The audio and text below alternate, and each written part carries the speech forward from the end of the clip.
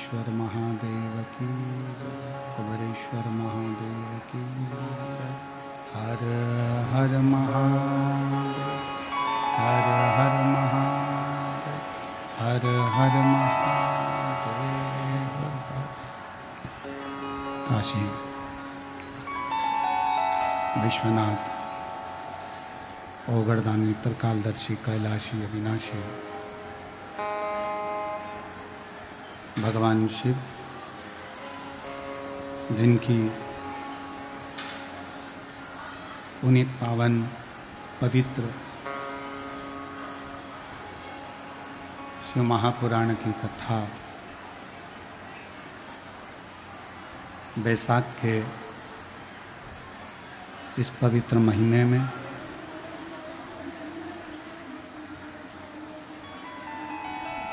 आप और हमको सिंहेश्वर नाथ जी की ये पवित्र पावन भूमि, जहाँ भगवान शंकर स्वयंभू विराजमान है, ऐसे पवित्र पावन धरा सिंहेश्वर नाथ जी की पवित्र भूमि पर आप और हम सब शिव महापुराण की कथा का दिव्य और भव्य लाभ ले रहे हैं।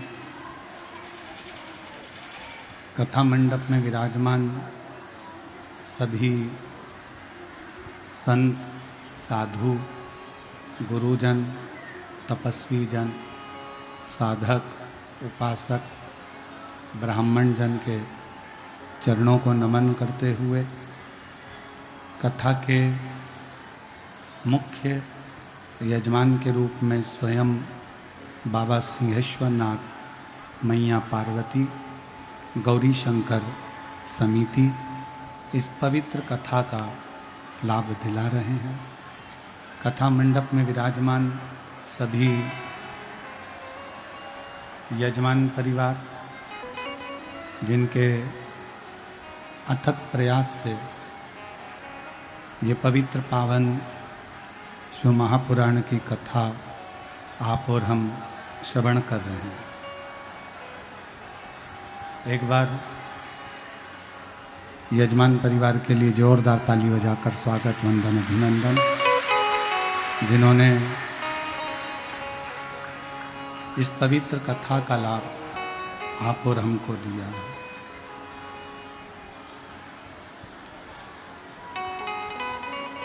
शिव कथा कथी है,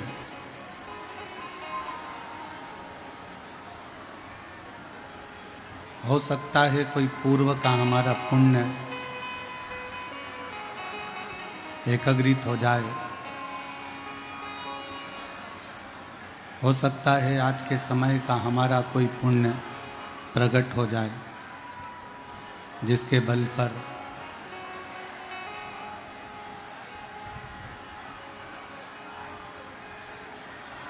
आपका और हमारा जन्म फिर पुनः वापिस मिल जाए। पर शिव पुराण की कथा कह रही है कि जन्म भले मनुष्य का फिर मिल जाएगा, पर हो सकता है भगवान शिव की अविरल भक्ति हमें मिले कि ना मिले। इसलिए तेरी कृपा बिना ना हिले एक भी अणु, लेते स्वास तेरी कृपा से तनु तनु। बखान क्या करूं मैं लाखों के ढेर का, चपटी बरूद में खजाना डूबेगा। हे गंगाधार मुक्ति द्वार ओंकार भोले ओंकार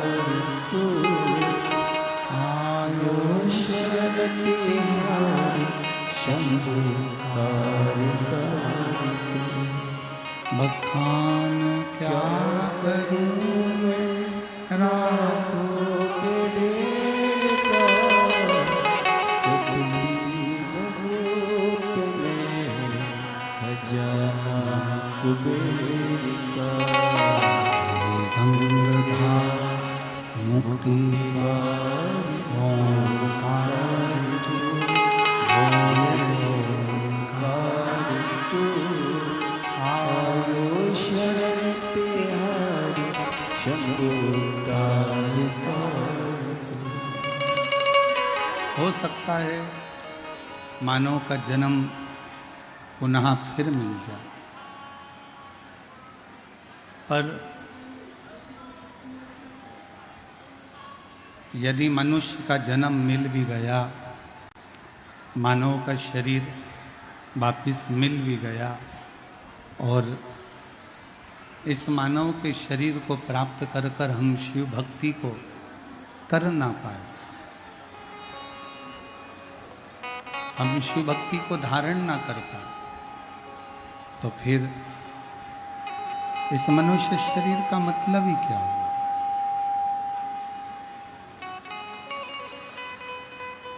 83,99,999 जन्म हम ले चुके हैं।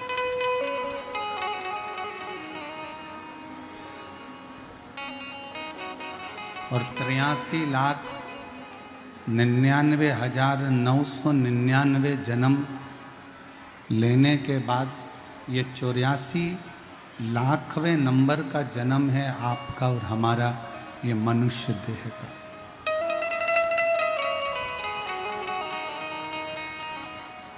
अब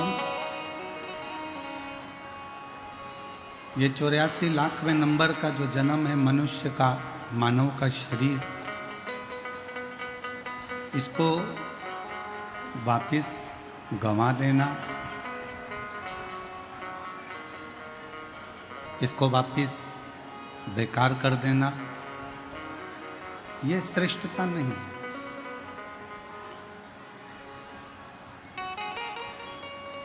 इस व्यासपीठ ने, शिव महापुराण ने कभी ये नहीं कहा कि तुम अपना घर छोड़ दो।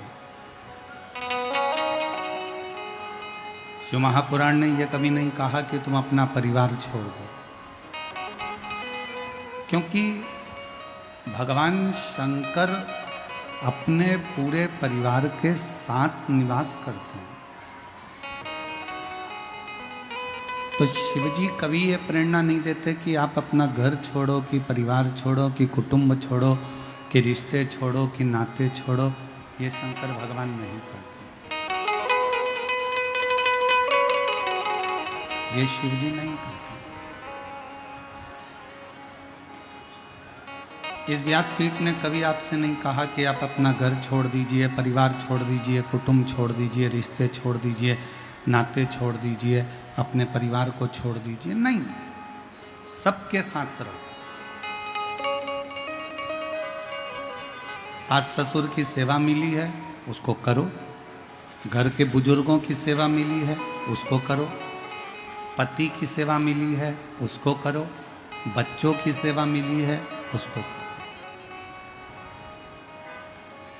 अपने परिवार को, अपने कुटुंब को, अपने रिश्तों को तोड़कर किसी तीर्थ में जाकर बैठ जाओगे या किसी नदी के तट पर जाकर बैठ जाओगे तो भगवान कभी खुश नहीं हो।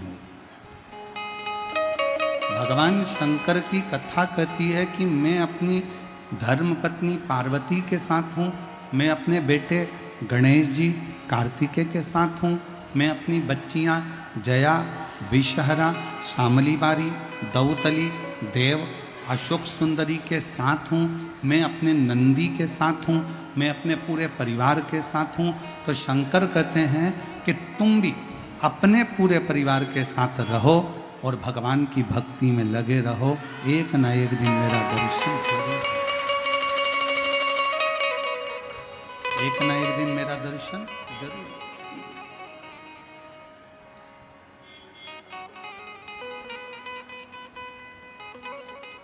अपना परिवार छोड़कर हमको कहीं नहीं जाना,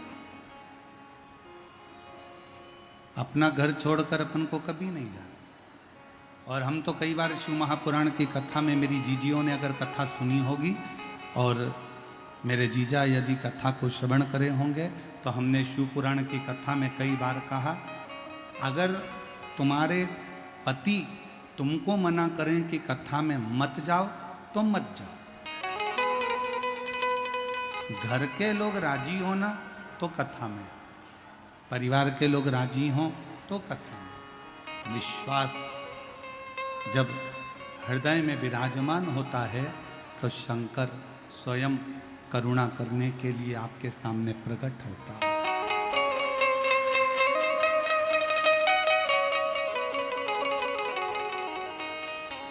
शिव महापुराण की कथा कौन बाजता है?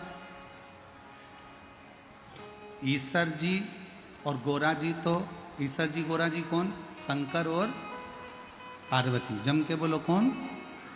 शंकर और पार्वती। ये कौन बने हैं कथा के यजमान? कथा कौन बाच रहा है? तो कहा तुमरुका जी। तुमरुका जी कौन? तो कहा शंकर का ही कोई एक भाव, शंकर का ही एक स्वरूप, शंकर का ही एक अंश, शंकर का ही एक भक्त तुमरुका जी कथा को बाच रहा है। कथा करवा कौन रहा है? तो कहा स्वयं देव अधिदेव महादेव चंचुला देवी के पति को मोक्ष देने के लिए स्वयं यजमान बनकर कथा करवा भी रहे हैं, बाच भी रहे हैं और सुन भी रहे हैं। स्वयं शिव कर। अब यहाँ जितनी मेरी जीजियाँ बैठी हैं, जितने मेरे जीजा बैठे हैं, जितनी मेरी बेटियाँ बैठी हैं, बेटे बैठे हैं, जितनी मेरी माताएं बैठी हैं, जितने मेरे भाई बैठे हैं, आप सब अपने अंदर ये विचार कर लेना कि आप कोई साधारण मनुष्य नहीं हो। तुम्हारे रिश्तेदार की शादी में रिश्तेदार जाते हैं, पड़ोसी के घर की शादी में पड़ोसी जाता है।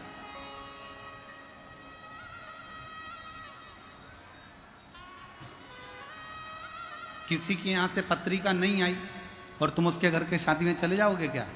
जम के बोलो जरा। किसी के यहां से निमंत्रण नहीं आया तो तुम उसके यहां शादी में चले जाओगे? नहीं जाओगे। उसी तरह जैसे किसी के यहाँ से पत्रिका नहीं आती तो तुम शादी में नहीं जाते, किसी के यहाँ से निमंत्रण नहीं आता तो तुम शादी में नहीं जाते, उसी तरह शंकर भगवान का निमंत्रण तुम्हारे दरवाजे पर आता है। शिवजी तुम्हारा हाथ पकड़कर लाते हैं तो तुम शिव पुराण में आते हो। अगर शंकर भगवान तुम्हारा हाथ पकड़कर लेकर यहां नहीं आते सिंहेश्वर की भूमि पर तो तुम नहीं आते।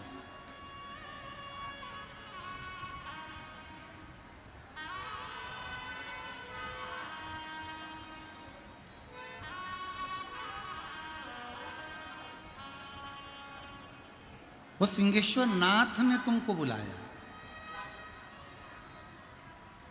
और ये वो पवित्र धरा है जहां पर केवल एक सिंहेश्वर नाथ ही नहीं, ब्रह्मा, विष्णु और महेश एक ही शिवलिंग के अंदर विराजमान है, जो आपको हाथ का झला दे देकर बुला रहा है। ये वो सिंहेश्वर है। आप ये ना सोचें कि कथा में आप जा रहे हैं, नहीं नहीं, रिश्तेदार के यहाँ रिश्तेदार जाता है। उसी तरह शिव महापुराण की कथा में जितने पुरुष इस कथा को श्रवण करने के लिए आए हो, आप सब के अंदर शंकर का एक अंश है, आप सब शिव का एक प्रतिबिंब हो, इसलिए शिव महापुराण की कथा में आप पहुंच रहे हो। और जितनी मेरी जीजियाँ, जितनी मेरी बेटियाँ, जितनी मेरी माताएं इस कथा के अंदर अगर विराजमान हैं तो आप स्वयं शिव और शक्ति का एक प्रतीक हो। आपके अंदर माँ जगत जननी विराजमान है, आपके अंदर स्वयं देव अधिदेव महादेव विराजमान है, इसलिए आप शिव महापुराण की कथा तक पहुँचे हो, वरना आप शंकर की कथा तक नहीं पहुँचे।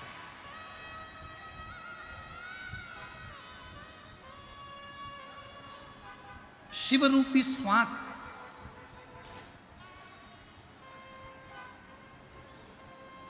शिव रूपी श्वास शरीर से निकल रही है, आ रही है, जा रही है, तो ये शरीर है। और जिस दिन शिव रूपी श्वास निकलना बंद हो जाएगी, उस दिन ये शरीर शरीर नहीं रहेगा, फिर केवल ये शव बन जाए। शरीर से शिव गया तो शव बन गया। शरीर में शिव है तो फिर श्वास है, तो समझो कि ये शरीर।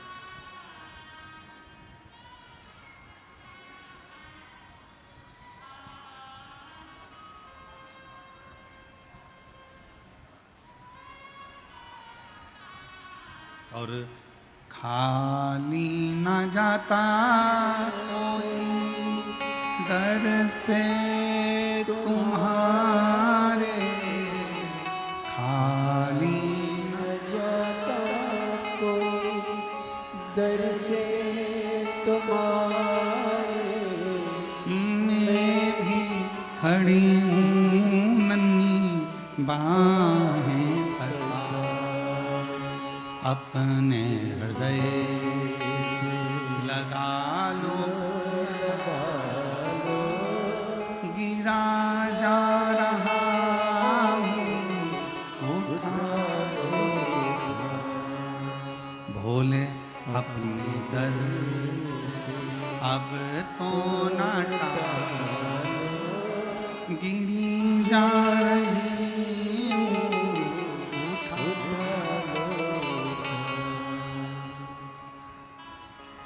हम शिव को पहचाने तो। लोग कहते हैं संसार बुरा है, लोग कहते हैं जगत बुरा है, लोग कहते हैं ये बुरा है, लोग कहते हैं वो बुरा है।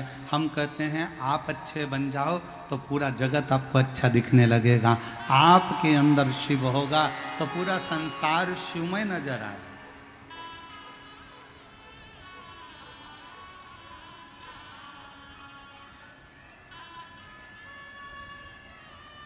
अच्छा बोलो मेरी जीजियों, उत्तर देना थोड़ा सा। बिहार की मेरी जीजियों उत्तर देना।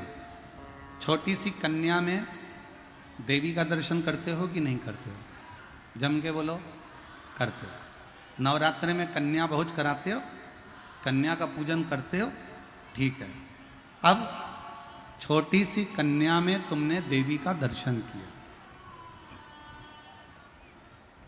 वही कन्या जब शादी के मंडप में जाती है, फेरे होते हैं, विवाह होता है, मंगल पाणीग्रहण संस्कार होता है, दुनिया का सबसे पहला विवाह, दुनिया का सबसे पहला विवाह मंडप में किसका हुआ था? तो आप उत्तर दे सकते हो, शंकर और सती का हुआ था। शिव और सती का सबसे पहला विवाह शिव और सती का हुआ था। उसके बाद में फिर राम जी का विवाह, फिर कृष्ण जी का विवाह, नारायण जी का विवाह, ब्रह्मा जी का विवाह, ये सब विवाह के क्रम बाद में। अब शिव जी का विवाह सबसे पहले हुआ। शंकर भगवान ने मां सती को वचन दिया, सती जब एक लड़की एक लड़के के साथ पाणी ग्रहण संस्कार में बैठेगी, उसका मंगल विवाह हो रहा होगा, उस समय पर लड़का और लड़की दोनों शंकर और पार्वती का स्वरूप होंगे। ये शिव ने कहा।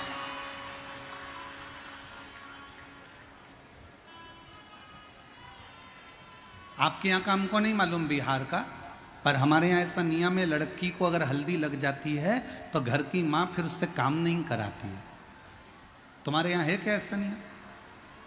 लड़की की माँ कहती है बेटी रहने दे, तू मत काम कर, अब तुझे हल्दी लग गई है, अब तू मत काम कर, तुझे हल्दी लग गई।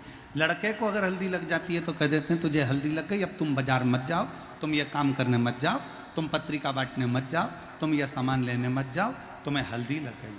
लड़के को हल्दी लग जाती है तो घर के लोग उससे काम करना बंद करवा देते हैं। लड़की को हल्दी लगती है तो घर के लोग उससे काम कराना बंद करा देते हैं। उनसे पूछो क्यों, तो तो किसी ने कहा हल्दी भरा हुआ शरीर लेकर कहाँ जाएगा, इसलिए ऐसा नहीं है। हल्दी भरा शरीर क्यों नहीं, जब हल्दी बाजार में बिक सकती है, हल्दी बाजार में लग सकती है, हल्दी की दुकान चल सकती है, तो शरीर में लगने में क्या दिक्कत। पर हल्दी भरा शरीर लेकर ऐसा नहीं है, वो हल्दी लगने के बाद शंकर और पार्वती का एक स्वरूप हो जाता है, इसलिए वो इधर उधर नहीं जा पाए, उसका स्मरण किया। वो शिव और पार्वती का एक प्रतिबिंब है। अब कन्या में जगदम्बा का दर्शन किया, विवाह के बाद में बोलते जाओ वर और कन्या में शंकर पार्वती का दर्शन हुआ। अब लड़की सौभाग्यवती हो गई, सौभाग्यवती हो गई, यहाँ से लेकर मांग तक उसने सिंदूरा भर लिया। सिंदूरा भरने के बाद नाक में नथनी, कान में कुंडल, होठों पर लाली, माथे पर बिंदी, चोटी का गजरा, पाँव का महाबूर, हाथ की चूड़ी, पाँव की पायल, बिछुड़ी, 16 श्रृंगार नारी ने कर लिए। जैसे ही 16 श्रृंगार हुए, 16 श्रृंगार जैसे ही पूर्ण हुए, पूर्ण होते से हम उसको सौभाग्यवती नारी कहने लगते हैं, हम उसको सौभाग्यवती स्त्री कहने लगते हैं। सौभाग्यवती का मतलब क्या होता है कि जैसे शंकर भगवान की धर्म पत्नी माता सती अपने पति के लिए सती हो जाती है, उसी तरह जब सिंदूरा चढ़ने के बाद अगर पति के लिए, अगर पत्नी मौत से भी लड़कर अपने पति की जान वापस लेकर आ जाती है, उसको सती का भाव, उसको सात्विकता का भाव दिया गया। फिर वो पार्वती बन गई, फिर वो सती का रूप बन गई। तो हमारी शिव महापुराण की कथा कहती है कि जितने संसार के मनुष्य हैं, जितने पुरुष हैं, वो सब शंकर का एक स्वरूप है। उन सब के अंदर शिव बसता है, वो शंकर का एक प्रतिबिंब है। और जितनी मेरी माँ है संसार की, वो सब मेरे शिव शक्ति का, माँ जगत जननी का एक प्रतिबिंब, माँ दुर्गा का एक प्रतिबिंब। एक लाइन गुनगुनाते हैं, लोगों ने उसको गाया है, तुझ में रब दिखता है यारा में क्या, सब में शिव दिखता है यारा में क्या, हर एक में वही दिख रहा, सब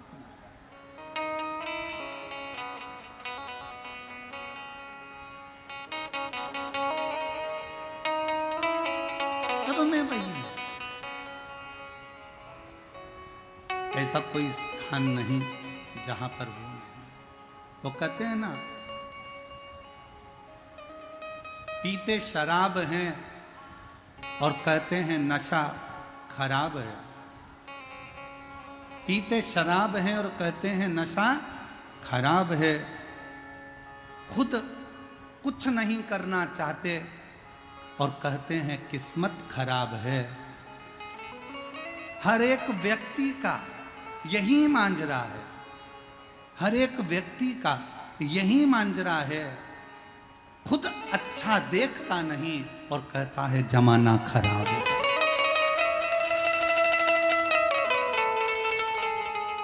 स्वयं कुछ करने को तैयार होते नहीं, मेहनत करने को। शिव महापुराण ने कभी यह नहीं कहा कि घर में बैठे रहो, अपना परिश्रम करो।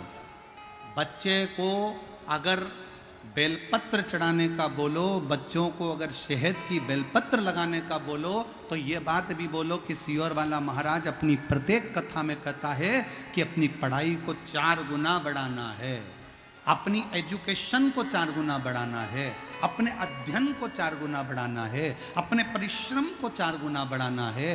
रात दिन एक कर दो और फिर परीक्षा देने जाओ तो एक बेलपत्री पर शहद लगाकर शंकर को चिपकाकर फिर जाओ, रिजल्ट तुम्हारे पक्ष का।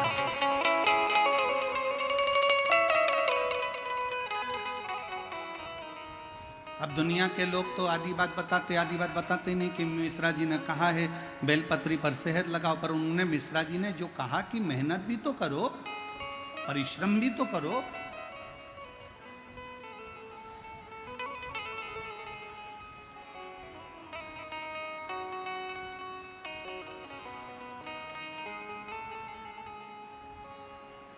जब हम मेहनत ही नहीं करें, परिश्रम ही नहीं करें, तो शिव कैसे फल दें? थोड़ी मेहनत हाथ की बाकी कृपा भोले नाथ की। थोड़ी सी मेहनत, थोड़ा सा संघर्ष, सीए की पढ़ाई कर रहे हो, इंजीनियरिंग की पढ़ाई कर रहे हो, डॉक्टर की पढ़ाई कर रहे हो, आईपीएस ऑफिसर बनने के लिए तैयारी कर रहे हो, खूब पढ़ो। ये कभी मत सोचना कि मैं बन ही नहीं सकता।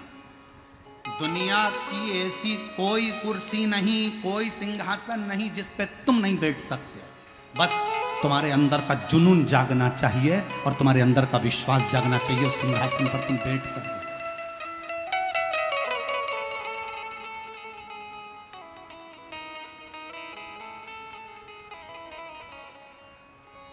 अपने भीतर के संघर्ष को, अपने भीतर के जुनून को जगाइए।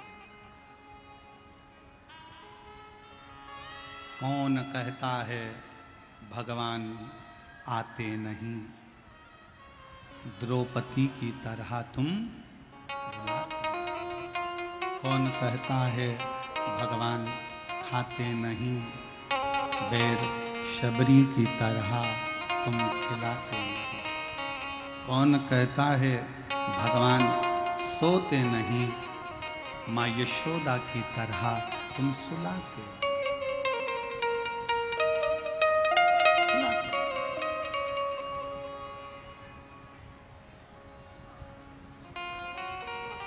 किस किस को लाजवाब बनना है? लाजवाब बनने के लिए सब तैयार हैं कि हमको लाजवाब बनना है, पर लाजवाब बनने के लिए सबसे बड़ा एक त्याग करना पड़ता है। लाजवाब बनना है तो जवाब देना छोड़ना पड़ेगा, तब तुम लाजवाब बन सकते हो। अब बहू सोचती है कि मैं लाजवाब बन जाऊं, अब बहू सोचे कि मैं लाजवाब बन जाऊं, पर तू जवाब सास ने कुछ बोला और उसने पलट के जवाब दिया। पत्नी कहे मैं लाजवाब जब बन जाऊं तो पति ने कुछ कहा, उसने पलट कर जवाब दिया। पति कहे मैं लाजवाब बन जाऊं, पति ने कुछ कहा, पत्नी अपशब्द कह दी। एक दूसरे को जवाब देने की परिभाषा को थोड़ा कम करो। एक जरूरी नहीं कि तुम हर बात का उत्तर दोगे। उत्तर देने के लिए तुम्हारे ऊपर देवाधिदेव महादेव विराजमान हैं। तुम तो लाजवाब बनने के लिए थोड़ी मौन का धारण करो, थोड़ी मौन।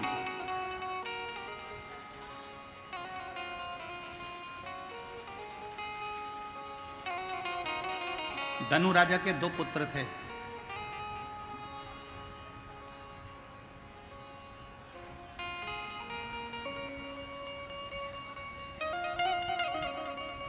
राजा धनु के 2 पुत्र हैं, रंभ और करम।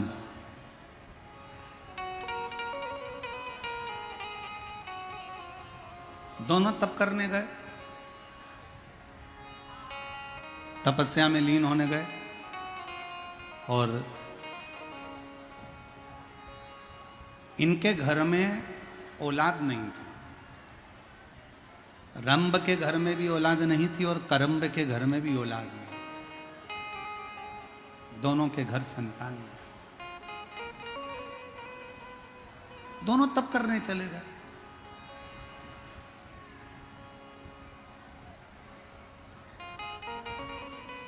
उन्होंने सोचा पृथ्वी पर अगर तप करेंगे तो ये पशु पक्षी, ये मक्खी मच्छर वायुचर ये परेशान करेंगे। तो इन्होंने सोचा कि एक काम करते हैं, पानी के अंदर बैठकर तप करते हैं। दोनों की दोनों रंभ और करम पानी के अंदर बैठ गए। इतने में एक मगर आया और उसने करम्ब को खा लिया। एक भाई मर गया, करम्ब मर गया, अकेला रंभ बचा। और रंभ को मालूम पड़ा कि मेरे भाई करम्ब को मगरमच्छ खा गया। क्या करा जाए? अब इसने पानी में तप करना बंद करा, पृथ्वी पर बैठकर तप करना प्रारंभ करा। आसपास अग्नि लगा ली और बैठ गया तप करने के लिए। तप करता गया करता गया करता गया करता गया। तप इतना तीव्र कर लिया कि आखिरी में ब्रह्मा जी को आना पड़ा और ब्रह्मा जी को पूछना पड़ा कि यह बताओ कि तुम्हें चाहिए क्या?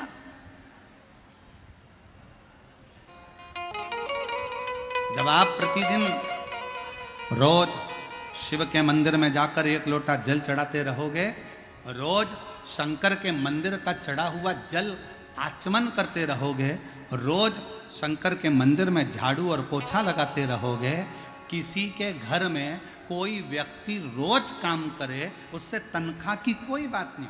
तुम्हारी दुकान पर कोई व्यक्ति आए, रोज काम करे, रोज काम करे, रोज काम करे, तनख्वाह की बात नहीं हुई, तुमने तो रोज काम करवाया, तो धीरे धीरे तुम्हारे मन में भाव उत्पन्न हो जाता है, ए बेचारा चाय ला कर देता है, ए बेचारा झाड़ू लगा देता है, मेरी दुकान खोल देता है, तो तुम्हारे मन में भाव आएगा। तुम क्या करोगे? उसको चाय पिलाना चालू करोगे। फिर तुमने सोचा ले 10 रुपये रख लिया कर रोज, 50 रुपये रख लिया कर रोज, सेठ जी ने 50 रुपये देना चालू कर दिया। तनख्वाह की कोई बात नहीं है, ये तो बेचारा ऐसी ओटले पर बैठा था और इसने काम करना चालू करा। सेठ जी झाड़ू लगाना चालू करी, सेठ जी की दुकान पे चाय ला कर दी, सेठ जी का सारा ऑफिस साफ कर दिया, तो सेठ जी के अंदर दया प्रकट हो गई, उसने 25-50 रुपये तनख्वाह के देना चालू कर दिया। उसी तरह जैसे तुम शंकर जी के मंदिर में जाओगे, उनके मंदिर में झाड़ू लगा रहे हो, पोछा लगा रहे हो, जल चढ़ा रहे हो, उसकी ज्वारी लगा रहे हो, उसका श्रृंगार कर रहे हो, आचमन कर रहे हो जल का, तो एक ना एक दिन भगवान शंकर के मन में भी आ जाता है कि इसको तनख्वाह कुछ ना कुछ देना चाहिए, इसको कुछ ना कुछ देना चाहिए। और तेरे मंदिर में आना मेरा काम है, मेरी बिगड़ी बनाना तेरा काम, तेरी चौखट पर मैं आ ही गया, मुझे दर्शन दिखाना तेरा। एक पत्र है,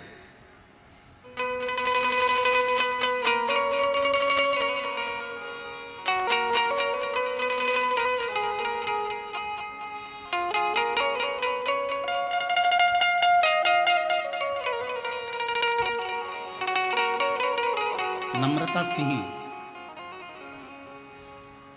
कौशल सिंह, ग्राम लाभा, जिला कटिहार, जिला कटिहार, ग्राम लाभा। पत्र को आप लोग एलईडी पर पढ़ सकते हैं, आस्था चैनल पर पत्र को पढ़ सकते हैं।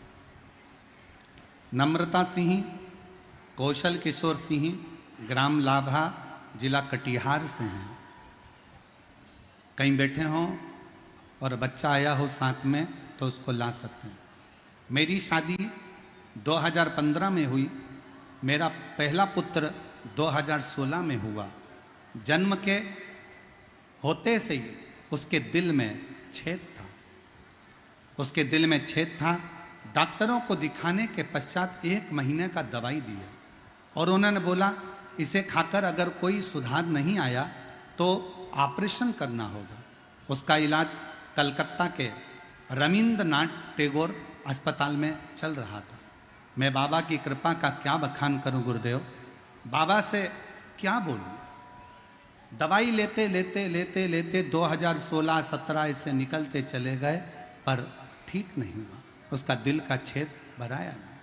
तब एक बार चैनल बदलते बदलते आपकी कथा मेरे को समझ में आई और मैंने कथा पर विश्वास किया। गुरुदेव, मैं उस बच्चे को 2016 से ऐसे संभालती जैसे कांच का सामान होता है गुरुदेव, क्योंकि डॉक्टर ने कहा था इसका दिल का छेद नहीं भराया तो इसको बहुत संभाल कर रखना पड़ेगा। डॉक्टरों को जगह जगह जाकर दिखाया, कोई आराम नहीं लगा गुरुदेव। समय निकलता गया, तब एक बार हम मन में विचार करें कि अब करें तो करें क्या। हमने बाबा का 1 लोटा जल अपने बच्चे को पकड़ाया, शिवजी के मंदिर ले जाना चालू करा। शिवजी के मंदिर में जल चढ़ाते, उस जल को लेकर बच्चे को पिलाकर उसके हृदय को लगा देते। बाबा एक बेलपत्र बच्चे को नंदी के पास बिठाकर खिला देते। आज मैं बाबा को धन्यवाद देने आई हूँ।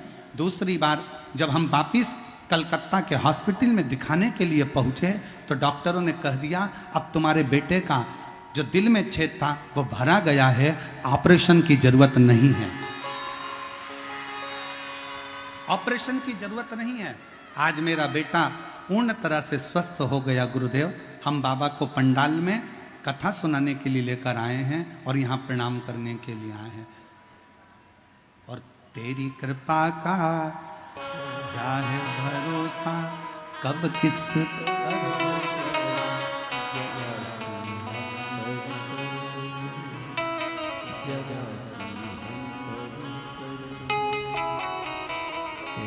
कृपा का क्या है भरोसा, कब किस पर हो जरा हम पर जरा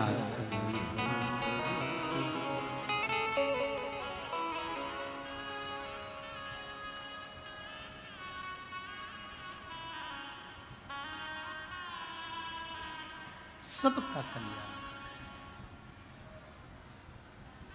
तूने इसी दुनिया में कौन है जिस पे कृपा ना करी, जिस पे तूने करुणा ना करी। ब्रह्मा ब्रह्मलोक में, भगवान विष्णु बैकुंठ लोक में, पर इस पृथ्वी का तो एक ही देव है, और इस पृथ्वी का वो देव अधिदेव महादेव है, जिसका एक लोटा जल हमारे जीवन की सार्थकता सिद्ध कर देगा। सार्थकता सिद्ध।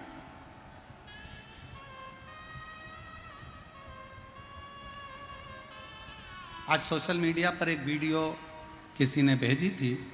एक माँ यहाँ अपने बच्चे को कथा सुनाने के लिए लेकर आती है। एक पत्नी अपने पति को कथा श्रवण कराने के लिए लेकर आती है। एक माँ अपने बेटे को कथा सुनाने के लिए लाती है। शायद आप लोगों ने भी उसकी वीडियो देखी होगी। हमको तो वो वीडियो भेजी थी तो हमारे स्मरण में वो आई कि उसने अपना चरित्र जब वो सुनाया तो आंख में से आंसू झड़ रहे थे हमारे,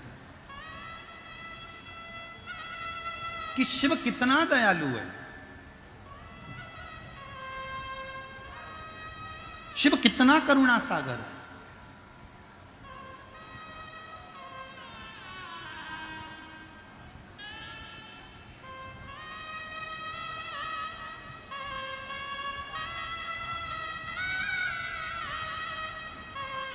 सुषमा देवी, पति विजय शंकर झा, पंच गढ़िया, सहरसा, बिहार से हूँ। मेरा पति का एक्सीडेंट हो गया था। वो बेड पर ही थे कि मेरा छोटा बेटा अनीश का 8/6/2024 को एक्सीडेंट हो गया। सहरसा में भर्ती किए, डॉक्टर रेफर कर दिए। विराटनगर नेपाल न्यूरो में भर्ती किए। डॉक्टर बताया कि इसके ब्रेन की, मस्तिष्क की हड्डी के 36 टुकड़े हो गए। ब्रेन की हड्डी के 36 टुकड़े हो गए। ऑपरेशन करते लेकिन बचने का कोई चांस नहीं है, बचने का कोई चांस नहीं है।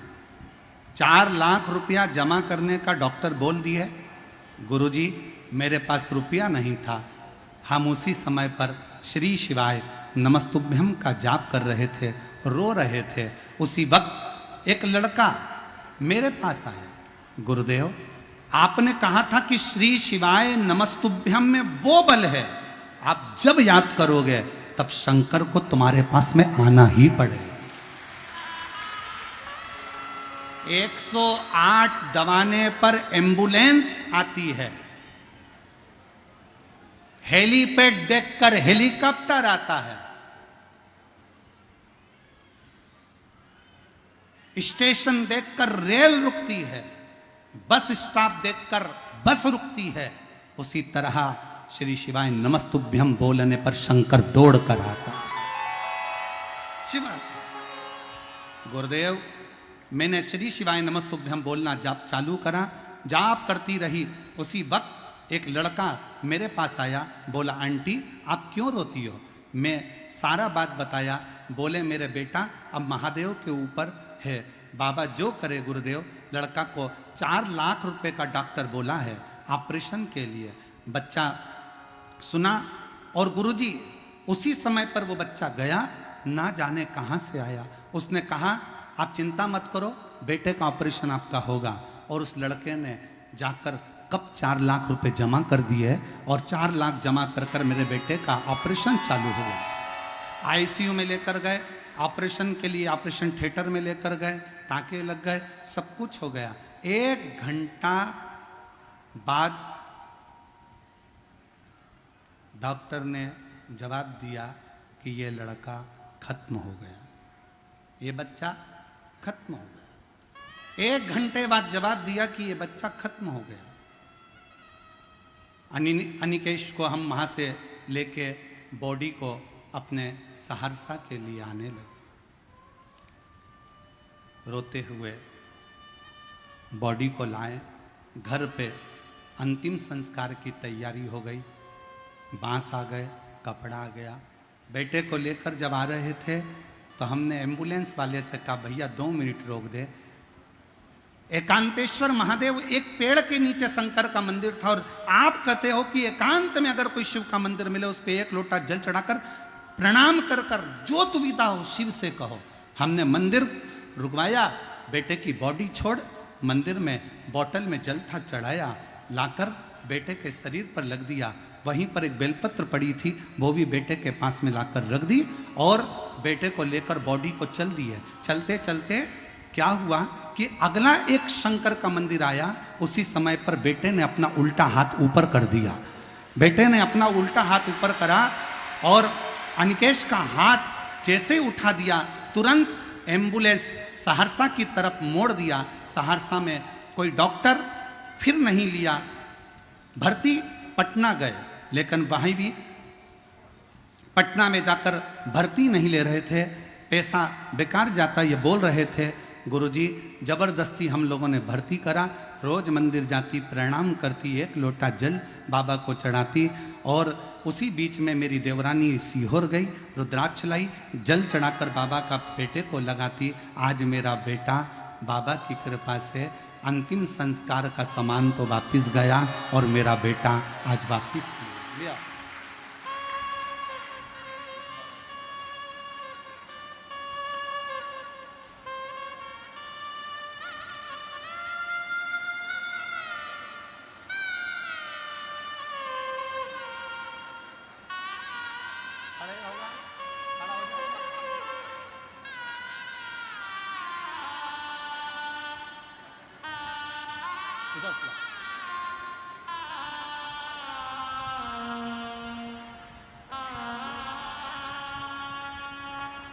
और तेरी कृपा का क्या है भरोसा, कब किस पर हो जरा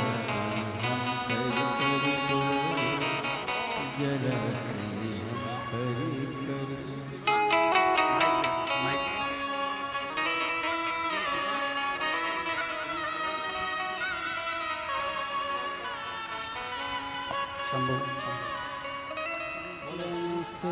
नमस्तु है, नमस्तु है।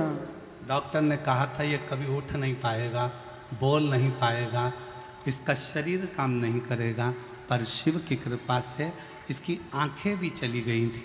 अब धीरे धीरे आंखें भी वापिस आ रही है, खड़ा भी हो रहा है, हाथ भी हिल रहा है और बोल भी रहा है। ये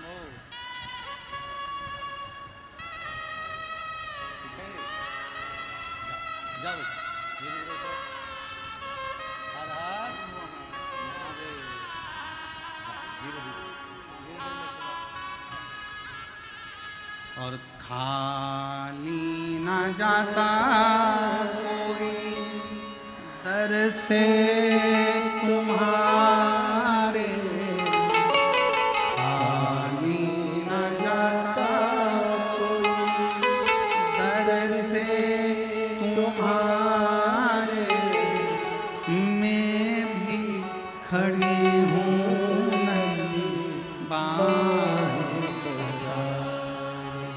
अपने हृदय से लगा लो, लगा गिरा जा रहा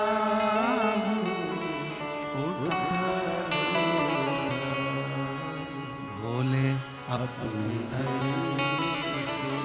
अब तो ना गिरी जा रही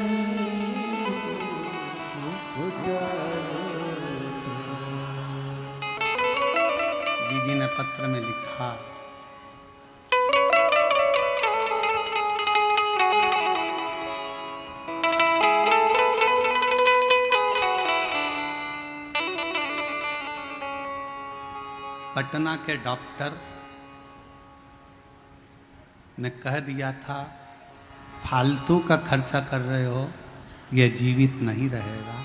पर जब शरीर धीरे धीरे काम करने लगा तो पटना के भी डॉक्टर बोलने लगे कि ना जाने कौन सी शक्ति तुम्हारे बेटे को ठीक कर रही है, समझ नहीं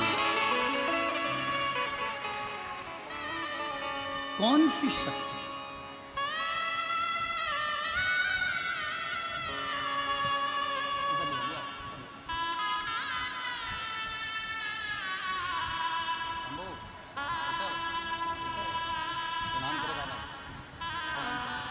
यही वो बच्चा है, 2016 से इसके दिल में छेद था और छेद भराया नहीं था तो डॉक्टर इसका ऑपरेशन का कर रहे थे और जीजी ने शिव जी को जल चढ़ाना, पिलाना, बेलपत्र खिलाना, श्री शिवाय नमस्तुभ्यम का जाप किया। बाबा की कृपा से छेद भरा गया।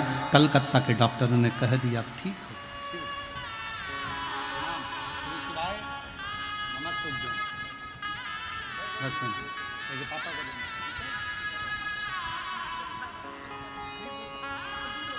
रिश्ता तेरा मेरा सबसे प्यारा, तू मेरा बाबा मैं हूँ तेरा लाला, मैं हूँ तेरा,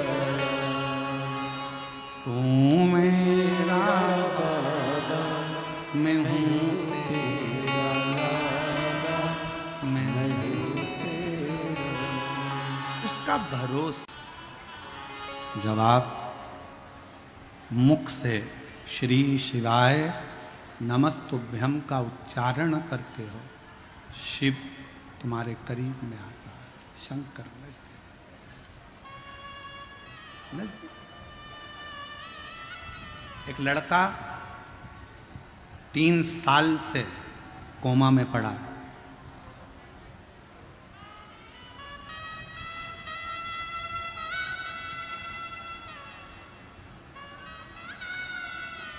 गुड्डी चौहान, जिला धनबाद, झारखंड की रहने वाली है। 3 साल से कोमा में था, 3 साल से।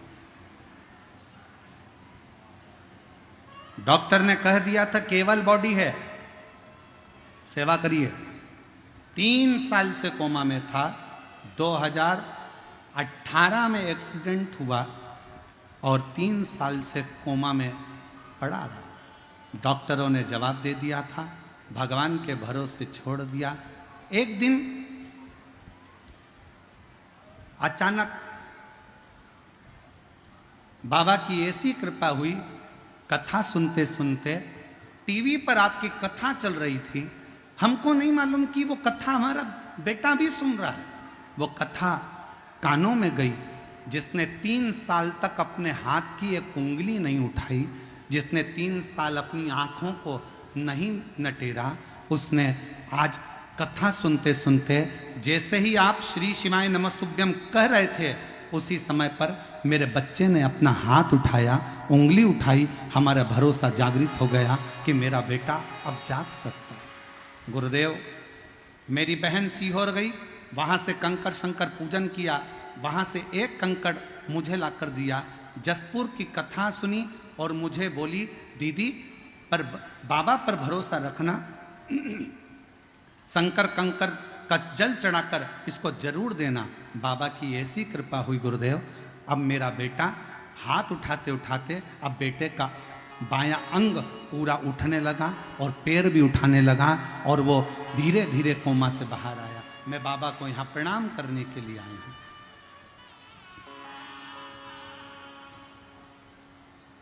एक लाइन अच्छी लिखी है, सब लोग गुनगुनाएंगे साथ में। भोलेनाथ दया करना, मैं तेरे भरोसे,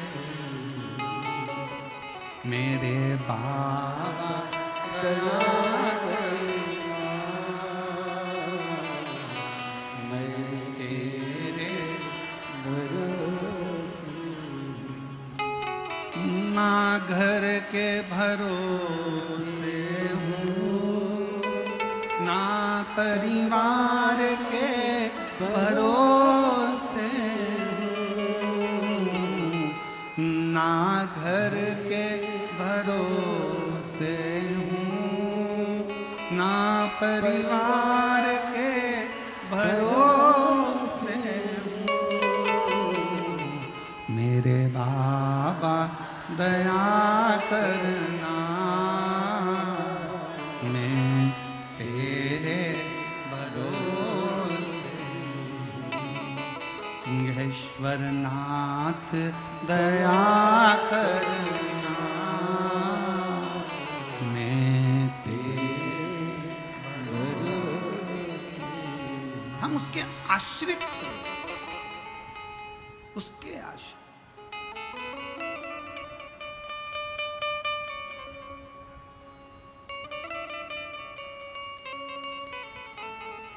ऐसी कौन सी उलझन है जो मेरा शंकर सुलझा नहीं सकता। मेरी जीजियों, मेरे जीजाओं, मेरी बेटियों बेटाओं, मेरी माताओं, मेरे भाई, ना जाने फिर कहूँगा मैं ये बात, 2 दिन पहले भी यह बात कही थी, आज फिर कह रहा हूँ। ना जाने कौन सा पुण्य बिहार के इन लोगों ने, भक्तों ने करा है, जो सिंहेश्वर बाबा की इस पवित्र भूमि पर बैसाख में प्रदोष के दिन कथा को सुन रहे हैं। कौन सा?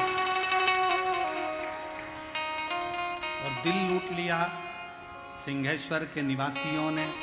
हम देख रहे थे रास्ते में से आते आते, कोई पानी पिला रहा, कोई शरबत पिला रहा। आज तो एक अलग सी नज़ारा हमने देखा कि लोग रोड पर पानी डाल रहे थे। तो हमने, वो शुभम बेटा हमको लेकर आता है चौधरी, हमने उससे पूछा ये पानी क्यों डाल रहे हैं? तो कहा गुरुजी, कई लोग जहाँ गाड़ी छूट रही है वहाँ से नंगे पैर चले आ रहे हैं, ना जाने कैसी श्रद्धा है। हमने कहा ये बाबा सिंहेश्वर की भक्ति है और उनकी नैया पार जरूर होगी, ये उसकी चले आ रहे, चले। एक एक दुकानदार, मैं धन्यवाद दूं, कितना कितना साधुवाद दूं मैं साहब, मैं यहाँ की पुलिस प्रशासन को, यहाँ की एक एक व्यवस्था को देखकर। 2 लाख भक्त प्रतिदिन सुबह और 2 लाख भक्त शाम को भंडारे में भोजन कर रहे हैं। 20 टन चावल रोज लगता है। जरा अंदाजा करिएगा, 20 टन चावल प्रतिदिन भंडारे में लग रहा है, रोज का लग रहा है। कौन खिला रहा है? सिंहेश्वर नाथ। कौन करा रहा है? सिंहेश्वर नाथ। कौन दे रहा है? सिंहेश्वर नाथ। हम आश्चर्य में पड़े हुए इस बिहार की कथा को देखकर, सुनकर। हम आश्चर्य में कि गजब गजब, कहां से आ रहा है, कहां जा रहा है, कौन खिला रहा है, कौन खा रहा है, पता ही नहीं पड़ रहा। और भोजन परोसने वाली वो जीजियां ना जाने कहां कहां से आई। सब्जी काटने वाली मेरी बहनें कब पहुंच जाती हैं भोजन बनाने, रोटी बेलने, और इतने प्रेम से भोजन परोस रही हैं कि भोजन लेने आने वाला भी एक बार की जगह 4 बार खा रहा है। इतना विश्वास। हम तो बाबा के भरोसे, हम तो बाबा के भरोसे। ये शिव की कृपा के बिना कुछ नहीं हो सकता। भूतो न भविष्यते। और ये नजारा अगर बिहार वालों ने, 2 दिन की कथा और है, कल मासिक शिवरात्रि भी है और कल हमारी कथा की भी शिवरात्रि है। और परसों सुबह की कथा 8 बजे से 11 बजे तक हो जाएगी। 11 बजे कथा विराम कर कर हम कुबरेश्वर धाम, सिंहेश्वर धाम, सब अपने अपने धाम में जाओ, कथा पूर्ण हो जाएगी, चले जाए। 2 दिन और हैं। इस नजारे का दर्शन, इस पंडाल में पहुंचकर वहां की मिट्टी को प्रणाम करना, नमन करना, बैठ कर एकांत में शिव नाम की भक्ति का संचार करना।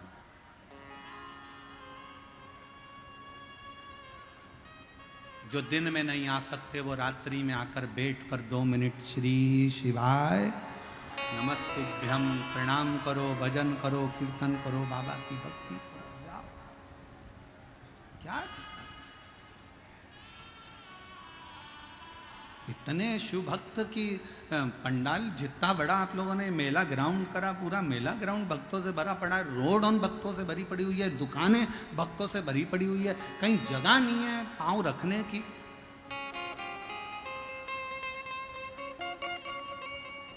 शिव भक्त धनु राजा के 2 बेटे थे, रंब और करम्ब। करम्ब को मगर खा गया, रंब ने अग्नि जलाकर तप किया। तब साधना का फल मिलता है, मना नहीं, पर भगवान जब सामने प्रकट हो तो उससे मांगा कैसे जाता है वो समझने वाला विषय।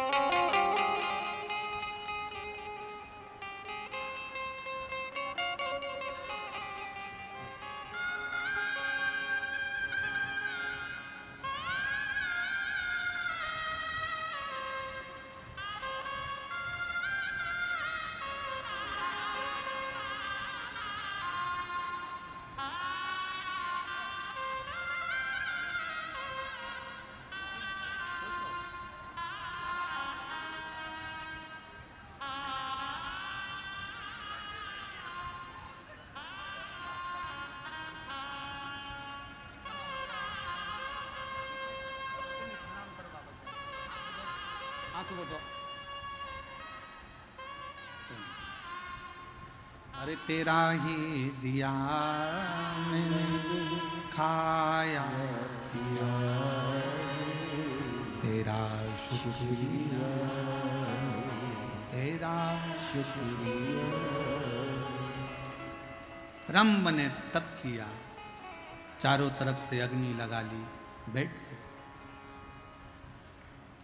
ब्रह्मा जी ने पूछा मांगो क्या चाहिए।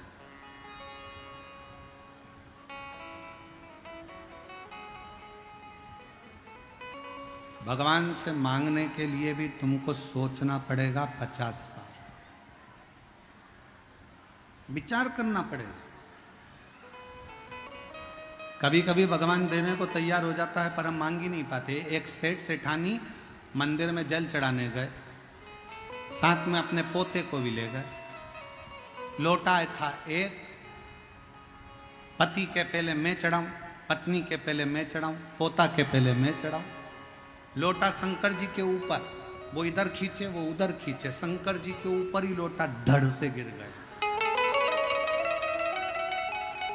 जैसे ही शंकर जी के ऊपर लोटा गिरा, पार्वती जी शिव जी की पूजन कर रही थी, उन्होंने शंकर भगवान को देखा तो उनके सिर पे गुम्मा पड़ा, अच्छा खासा सिर यहां से ऊंचा हो गया। पार्वती जी बोली भोले बाबा ये क्या हो गया?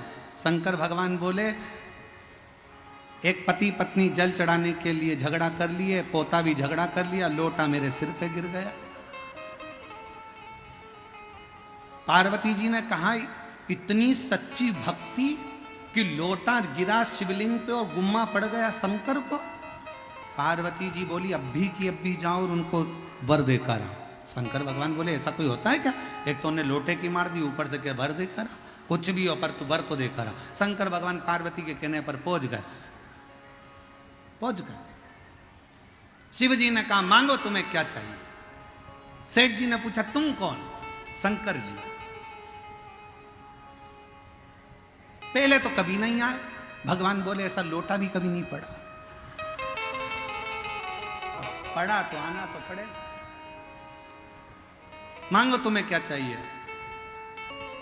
इतने में पत्नी बोली लेडीज फर्स्ट, पहले मैं मांगूंगी, तुम नहीं मांगोगे। शंकर भगवान ने कहा जिसकी मर्जी हो वो मांग लो, मांगो किसको मांगना है? पत्नी बोली मैं, पति के मैं, पत्नी के मैं, पोता के मैं। इतने में भगवान शंकर बोले पहले इसको मांग लेने दो, लेडीज फर्स्ट मांगने दो। तो इसने कहा भगवान भोलेनाथ मुझे अगर देना चाहते हो तो मुझे तुम 16 साल की बना दो।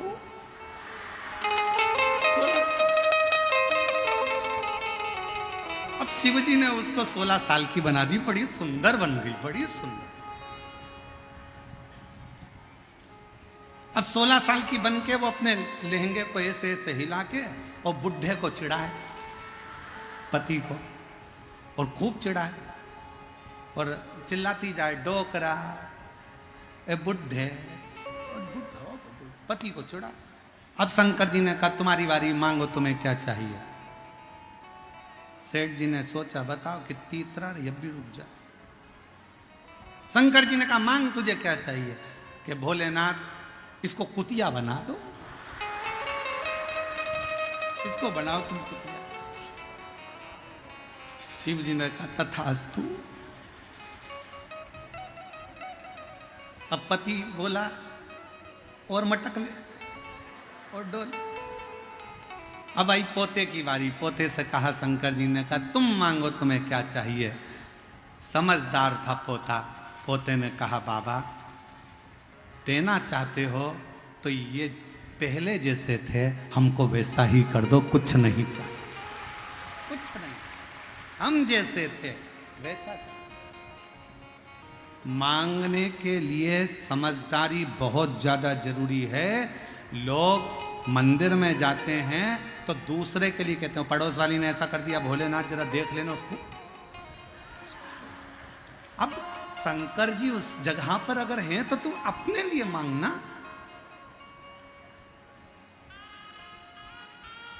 अपने लिए मांगो, जगत के हित के लिए मांगो।